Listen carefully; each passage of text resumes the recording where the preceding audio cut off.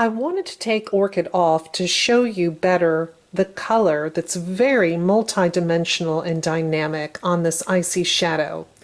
As you can see, the base and the nape is the brown shade, and then it's topped with the iced blonde and the sand blonde. And as you get to the roots, you have a brown root.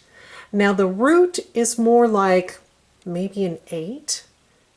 Definitely not as dark as a 4 or 2.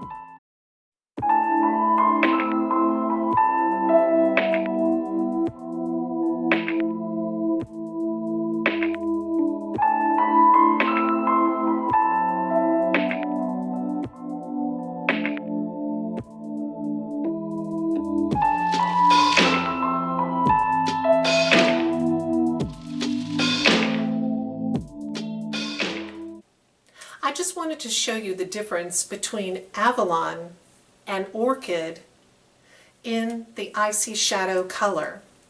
Now, as you can see, Orchid is a little bit longer than Avalon, and so you have more of the brown color in the Icy Shadow, which is a golden brown base and nape.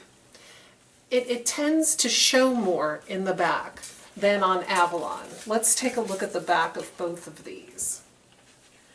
As you can see, though the brown does show at the back of Avalon, it's just not quite as prominent as on Orchid. The two styles really look beautiful in the Icy Shadow color.